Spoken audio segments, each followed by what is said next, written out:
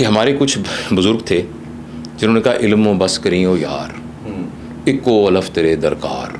یہ ہمیشہ آپ کو ہمارے ماموں بھی کہتے تھے. ہاں کہتے ہیں علم و بس کریں ہو یار، ایک کو الف تیرے درکار. یعنی تمہیں صرف الف چاہیے، یعنی حالانکہ الف بے پہ یہ تک ہے، پہلے ایک کوئی الف کافی ہے. اچھا بہت لوگ یہ سمجھتے رہے کہ اس کا مطلب یہ ہے کہ الف سے اللہ ہوتا ہے تو بس اللہ کے بارے میں جان لو اور کچھ مت جانو. اچھا اسی طرح کا ملا چھوڑ دے علم کتاباں دا، کیوں تو چایا ہے بھار عذاباں دا، وضو کر لے شوق شراباں دا، تیرے اندر باہر پلیتی ہے، اساں عشق نماز جو نیتی ہے، بل بھول گئے مندر مسیتی ہے. مجھے بتائیں مسجد کو بھول جانا، مندر کو بھول جانا یہ اچھی بات ہے؟ تو یہ بزرگوں نے کیوں کہا؟ یہ اس لیے کہا. لیکن دوسری طرف آپ نبی پاک کی حدیث سنیں کہ علم حاصل کرو ماں کے پیٹ سے لے کر قبر کے پیٹ تک. میں کہتا ہوں یار یہ اتنے بڑے بڑے بزرگ تھے، ولی اللہ تھے، انہوں نے نبی کریم صلی اللہ علیہ وسلم کی حدیث کے اپوزٹ کیوں کہا کہ علم نہ حاصل کرو؟ علم یہ درمیان میں کیوں ایسا؟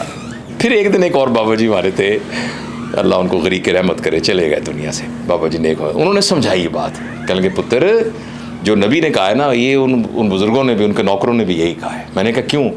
کہتے ہیں نبی نے کہا ہے علم نافع حاصل کرے، انہوں نے بھی کہا ہے علم نافع حاصل کرے. جو علم غیر نافع ہے نا وہ آپ پر برڈن ہے. مطلب آپ نے ریل سن لی، دیکھ لی، امریکہ میں یہ ہو گیا، فلانی جگہ پہ یہ ہو گیا، فلانی جگہ فلانے اداکار کو گولڈ میڈل مل گیا، فلانے کو، یہ کیا ہے؟ یہ اس کا آپ کو کیا فائدہ ہوا؟ یہ علم غیر نافع ہے. اور علم نافع وہ ہے، اور فرق دونوں میں کیا ہے؟ علم غیر نافع آپ کے دماغ پر بوجھ ہے بس، یعنی آپ کو یاد ہے، میموری ہے بس. اور علم نافع وہ ہے جو آپ کو اندر سے تبدیل کر دیتا ہے. تو علم اور آگہی میں یہ فرق ہے، جو آگہی ہے وہ علم نافع ہے، اور اس کا نبی کریم صلی اللہ علیہ وسلم نے کہا ہے کہ ماں کے پیٹ سے لے کر قبر کے پیٹ تک حاصل کرو کوئی بھی چیز. دیکھو حضرت علی رضی اللہ تعالیٰ عنہ نے کہا ایک بڑا ہی اجڑ قسم کا ایک شخص آیا، ظاہر صحابی ہوں گے تو اجڑ سے مطلب ان کا باڈی ساری جسہ اور کپڑے شپڑے یا تابعی ہوں گے. تو وہ آئے تو حضرت علی نے بڑے ادب سے ان کو کہا. تو انہوں نے کہا کیا ہے؟ تو انہوں نے کہا یہ میرے استاد ہیں. حضرت علی نے کہا، لوگوں نے حضرت علی کو کہا تو آپ کے استاد ہیں؟ حضرت علی تو علم کا مطلب ہے ایک سمندر. تو انہوں نے کہا آپ نے ان سے حضرت کیا سیکھا؟ کہنے لگے یہ دیہاتی آدمی ہے اور وہاں اس نے جانوروں کے ساتھ کتے رکھے ہوتے ہیں. تو اس نے مجھے ایک دن بتایا کہ جب کتا بالغ ہوتا ہے نا تو پھر وہ نارمل پیشاب نہیں کرتا، وہ ٹانگ اٹھا کے پیشاب کرتا ہے. یہ اس نے مجھے سکھائی تھی یہ بات، یہ مجھے پہلے نہیں پتا تھی. اب آپ حضرت علی کا رتبہ دیکھیں، میرے رونگٹے کھڑے ہو گئے، میرے بال کھڑے ہو گئے یہ دیکھ سن کے. تو بیسیکلی وہ علم جو انسان کے اندر ایک تبدیلی لے کے آتا ہے، انسان کو بدل دیتا ہے، اور وہ انسان منہ سے چاہے کوئی تقریر نہ کر سکے. آپ نے کئی بزرگوں سے ملے ہوں گے، آپ جاتے رہتے ہیں بزرگوں کی خدمت میں، آپ نے دیکھا ہوگا کئی بزرگ باتیں ہی نہیں کرتے، چپ کر کے بیٹھے ہوتے ہیں. لیکن جب آپ ان سے مل کے آتے ہیں نا تو آپ کو لگتا ہے کہ یار آپ تو نا بھر کے آ گئے ہیں، آپ تو بہت کچھ نہ لے کے آئے ہیں ان سے. اچھا حالانکہ بات وہ تو انہوں نے کوئی نہیں کی ہوتی، کیا حال ہے افضل بھائی، بس مختصر سی بات کی ہوتی. اس لیے کہ وہ جو علم ہوتا ہے نا ان کا، وہ آگہی والا علم ہوتا ہے. وہ علم آپ کے اندر جو چیز ٹرانسفر کرتا ہے نا وہ کیفیات ٹرانسفر کرتا ہے. علم اتنا ضروری نہیں ہے، کیفیات ضروری ہیں، آپ کے اندر کی حالت بدل جائے. دیکھیں نا آپ رحم دل بن جائیں، یہ فائدہ ہے علم کا. اور یہ ضروری نہیں کہ لفظوں سے آپ کو رحم دل بنائے، ہو سکتا ہے آپ کا ہاتھ پکڑے اور ایسے کر کے کوئی ایسا جادو کر دے کہ آپ رحم دل بن جائیں. ایسے رحم دل. ہمارے مولانا اسلم صاحب رحمۃ اللہ علیہ تھے، نشتر کی مسجد کے خطیب. جی بے شک میں ملا ہوں. ایک صاحب کہنا نہیں مانتے تھے، بات بڑی تھی، سب لوگوں نے کہا کہ جی ایک بات ہے وہ نہیں کر رہا ہے، کہیں جانا تھا، مجھے پوری تفصیل ابھی یاد نہیں ہے. تو کسی نے مولانا صاحب سے ریکویسٹ کی کہ حضرت شاید آپ کی بات مان لیں.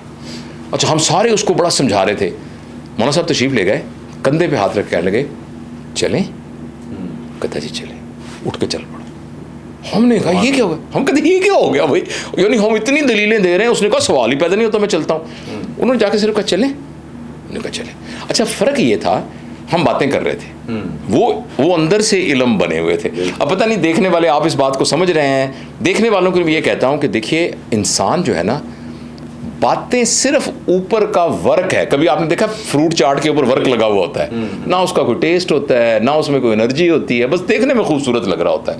اس طرح جو یہ علم ہے نا جو باتیں کرتا ہے، جس سے آپ لوگوں کو آرگومنٹ کرتے ہیں، یہ بس اوپر لگا ہوا ورک ہے. لیکن میں سمجھتا ہوں کہ یہ جو آگہی ہے یہ اچھی صحبت کے بغیر نہیں. میں آپ کو نا اس کا عرض کرتا ہوں، پانچ اس کے ذرائع ہیں. یہ سلیم آصف، یہ اپنے نا سلمان آصف صدیقی صاحب ہمارے بھائی ہیں، انہوں نے یہ مجھے سکھائی یہ بات. سب سے پہلے علم حاصل ہوتا ہے اچھی صحبت سے.